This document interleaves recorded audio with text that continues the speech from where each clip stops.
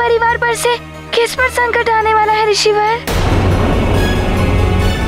बताइए ना ऋषिवर। संकट किस पर होगा, यह सोचने के स्थान पर तुम्हें यह सोचना चाहिए इस संकट के अंत का उपाय क्या है। हनुमान, इस जम्बू द्वीप में स्थित भारतवर्ष की भूमि पर अनेक ऐसे देवस्थान हैं जो तीर्थों के रूप में स्थित हैं, जिनके पूर्ण प्रताप से बड़ी बड़ी आदि व्याधियां ही नहीं, आसन्न मृत्यु भी टल जाती है। ऐसा ही एक तीर्थ स्थल है ब्रह्मंडू तीर्थ, जहां मृत्युंजय महादेव ज्योतिर्लिंग के रूप में साक्षात वास करते हैं। वहां सपरिवार जाकर उनके दर्शन एवं पूजन करने से तुम्हारे परिवार पर आया हुआ ये संकट टल सकता है पुत्र। अच्छा, तो ऐसा प्रताप है उस ज्योतिर्लिंग के दर्शन और पूजन में?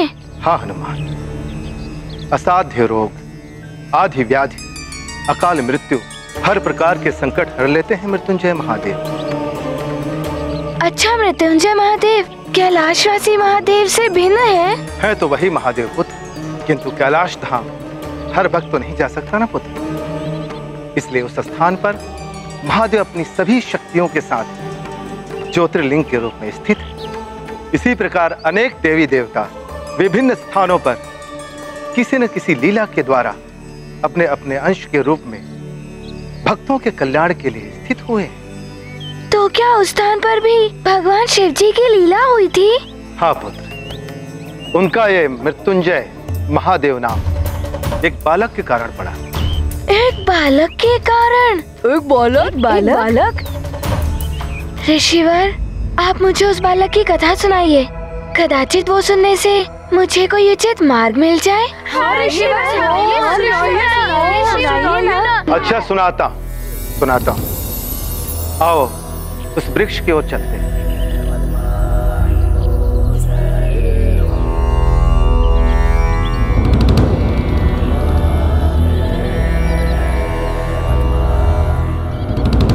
बालक, आदिकाल में एक बहुत बड़े तेजस्वी ऋषि थे, मृकंदु।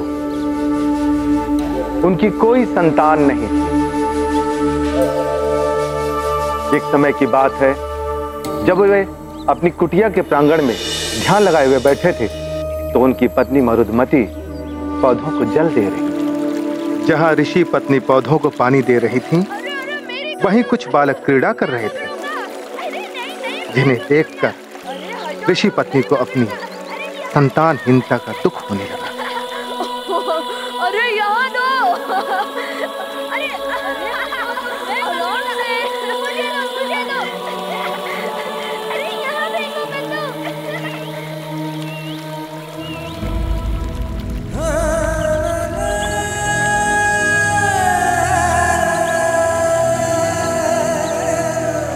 मरुदमती,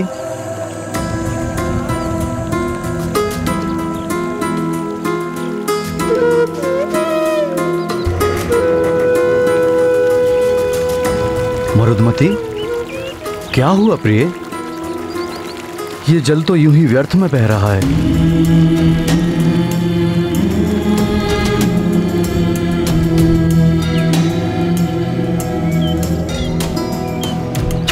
तुम्हारी पीड़ा मैं समझ सकता हूं मरुदमती।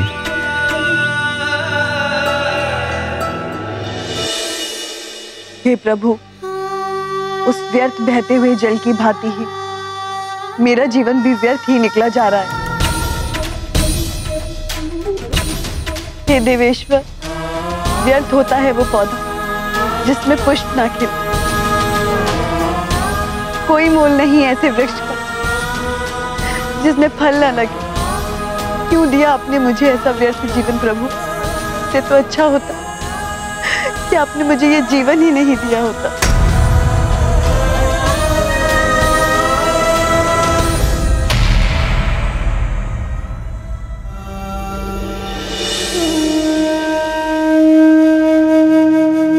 मरुदमती,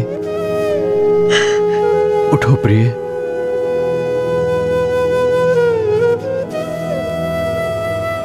मरुदमती, दुखी मत हो प्रिय।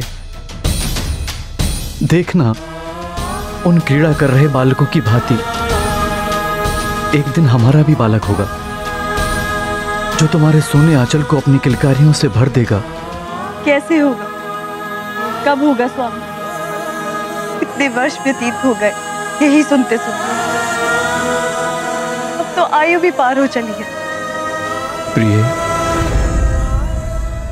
तुम देखना, ये महादेव ही हमारी बिगड़ी बनाएंगे।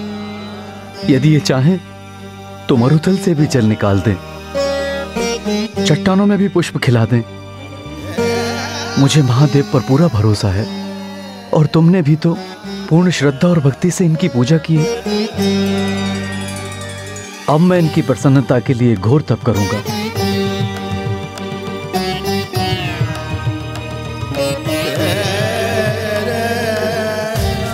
ये भोलेनाथ अवश्य ही अपने प्रसाद से तुम्हारा आंचल भर देंगे। हाँ, मेरी माँ भी मुझे कभी कभी कहती है कि मैं भी भोले बाबा का ही प्रसाद हूँ। और फिर क्या हुआ? क्या भोले बाबा ने उन्हें संतान का वरदान दिया? हनुमान, तुम्हारे भोले बाबा तो सबकी मनोकामना पूर्ण करते हैं। उन्होंने ऋषि मृकंडू को भी वरदान दिया, किंतु वरदान सहजता से नहीं मिलता। उसके लिए उन्होंने वर्षों तक कठिन तपस्या की, वो भी बहती हुई झील में एक पांव पर खड़े रहकर। एक पांव पर? हाँ, वर्षा, धूप, शीत, कुछ भी हो, उनकी तपस्या अनवरत चलती रही।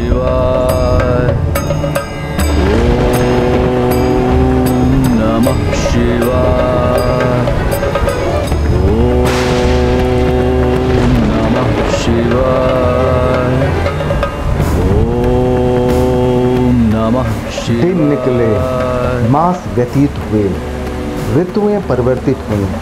वर्षों की घोर तपस्या के पश्चात अंततः वो दिन भी आ गया जब उनकी तपस्या अपने चरमोत्कर्ष पर पहुंच गई। ओम नमः शिवाय, ओम नमः शिवाय, ओम नमः शिवाय। नेत्र खोलिए ऋषिवर मृकंडू।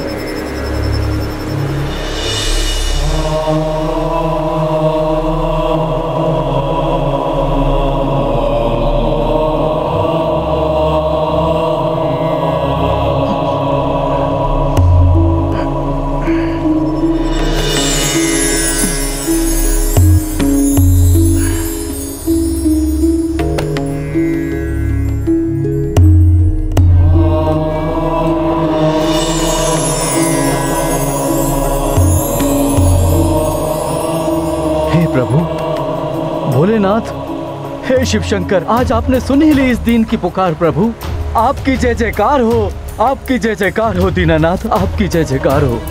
ऋषिवर मृकंडू, आपकी तपस्या सफल हुई। कहिए, क्या अभिलाषा है? हे देवेश्वर, आप तो अंतर्यामी हैं प्रभु, आप तो सबके हृदय में वास करते हैं, आपसे कुछ भी नहीं छिपा है प्रभु। किंतु इच्छित वर तो आपको प्रकट करना ही होगा ऋषिवर। हे प्रभु, ना तो मुझे धन संपदा की इच्छा है और ना ही राजपाट की अभिलाषा। मात्र एक संतान का वरदान दे दीजिए प्रभु।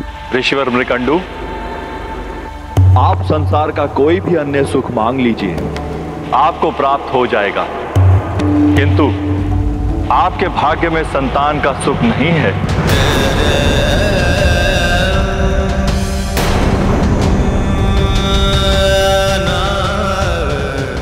आप तो सर्वसमर्थ हैं प्रभु, किंतु यदि भाग्य की ही बात है तो उसे अपने कर्म और तपस्या से परिवर्तित किया जा सकता है प्रभु।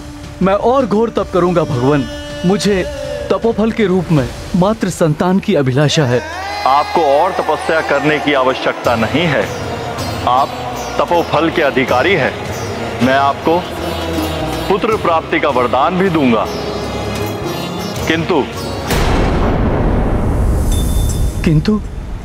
किंतु क्या प्रभु? ऋषिवर, आपको दीर्घायु पुत्र एवं तेजस्वी पुत्र में से एक विकल्प का चुनाव करना होगा।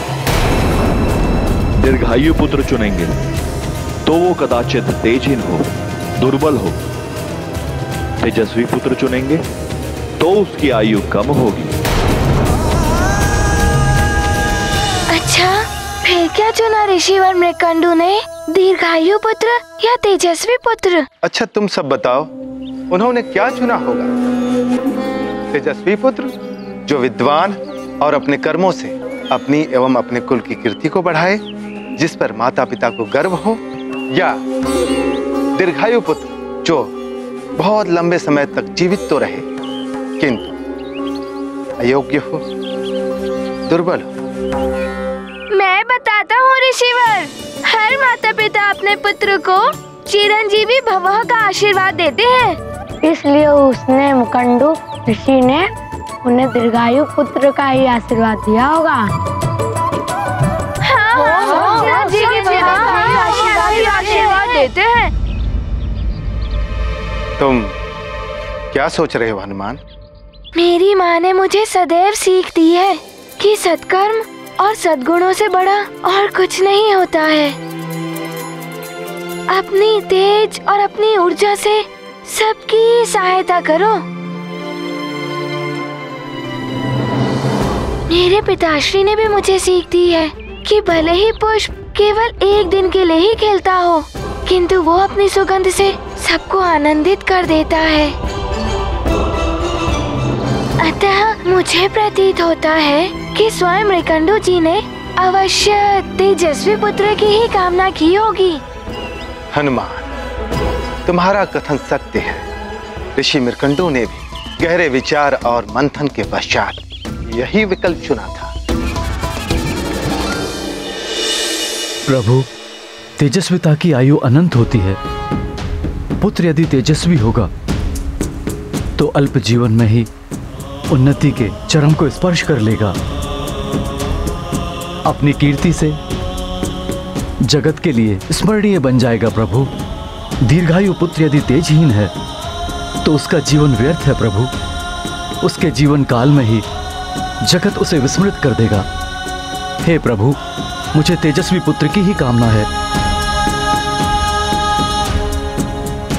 तथास्तु। हाँ, तेजस्विता ही सार्थक होती है। मैं भी अपने माता पिता का तेजस्वी पुत्र बनूंगा।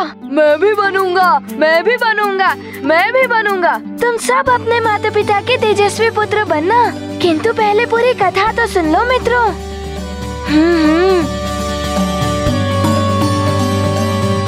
फिर क्या हुआ ऋषिवर? फिर कुछ समय के पश्चात मृकंडू ऋषि एक पुत्र के पिता बन गए। उनकी पत्नी पुत्र को पाकर सारा दुख भुला बैठी। बड़े प्रेम से उन्होंने अपने पुत्र का नाम रखा मार्कंडेय। मार्कंडेय? हाँ, तेजस्वी पुत्र मार्कंडेय, जिसकी कुंडली बनाने के लिए स्वयं देवर्षि नारद पधारे थे।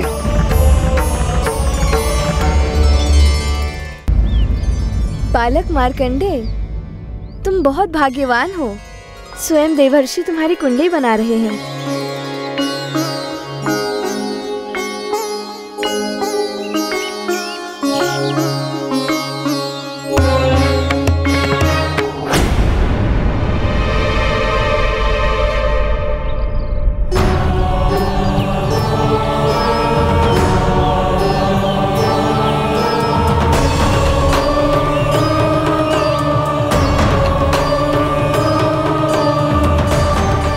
ये हो गए शिशु के गृह गोचर।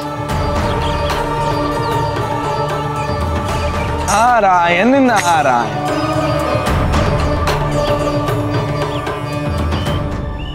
ऋषिवर मृकंडू, सूर्यदेव के समान तेजस्वी है आपका पुत्र मार्कंडेय।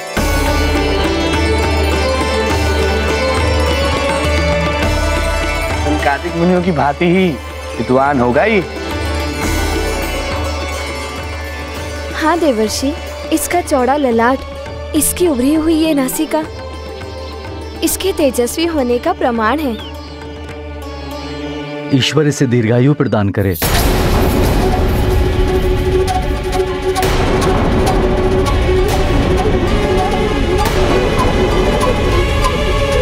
देवर्षि, आपके मस्तक पर यह चिंता की रेखाएं? सूर्य को अनायास ही ग्रहण लग जाए तो चिंता तो होती है ऋषिवर। कुंडली के अनुसार मार्कंडे अल्पायु का बालक है। अल्पायु? ठीक से देखिए देवर्षि, कहीं आपकी गणना में कोई त्रुटि? कोई त्रुटि नहीं है देवी। मार्कंडे की आयु मात्र 10 वर्ष की है।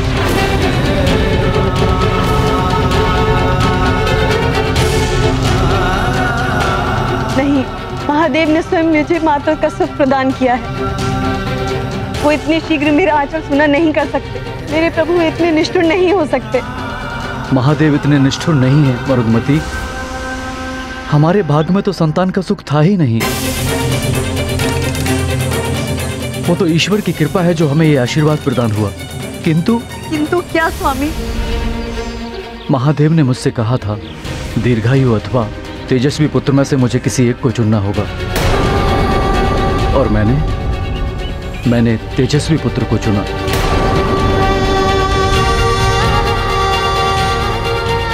किंतु मुझे यह ज्ञात नहीं था कि आयु इतनी अधिक अल्प होगी। मात्र 10 वर्ष। मात्र 10 वर्ष? एक एक दिन गिनते हुए बिताने होंगे ये 10 वर्ष।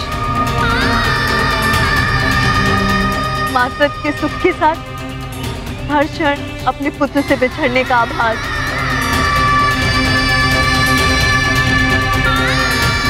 ये वरदान है या अभिशाप?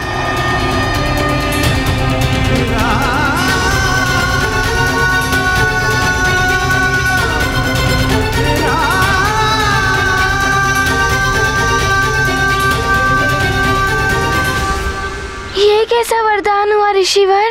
इतनी अल्प आयु, मात्र 10 वर्ष। 10 वर्ष तो बाल्यावस्था में ही निकल जाते हैं। 10 वर्ष की अल्पायु में कोई कैसे हो सकता है तेजस्वी बालक? क्या सेवा कर पाए होंगे वो अपने माता पिता की? बालकों, मार्कंडे वास्तव में ही बहुत तेजस्वी बालक था। 3 से 5 वर्ष की आयु में उसने अपने पिता से समस्त वेद पुराणों का ज्ञान प्राप्त कर लिया था। माता के आंचल का सुनापन मिट गया था। पिता को भी एक ध्येय मिल गया था। उनके जीवन को जैसे एक नई दिशा मिल गई थी एक बालक के आने से।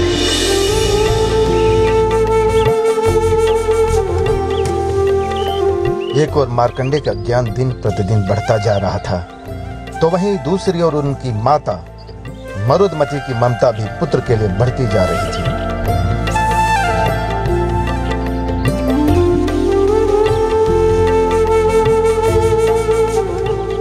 मन और पवन खिल उठे थे ऋषि मृकंडू और उनकी पत्नी के।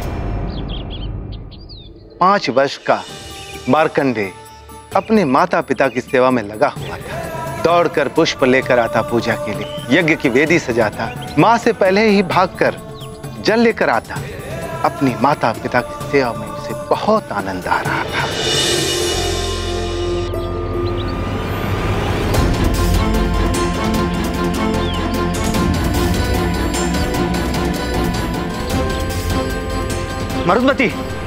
मरुदमती शीघ्र बाहर आइए।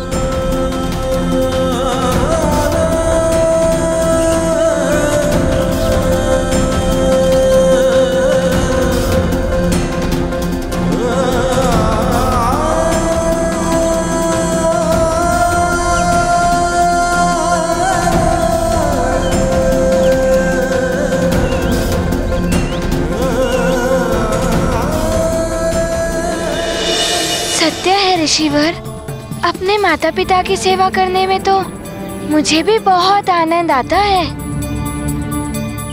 हाँ ऋषिवर, फिर क्या किया उन्होंने? किंतु अब मार्कंडे जी के पास तो केवल 5 वर्ष बचे थे ऋषिवर। फिर क्या हुआ?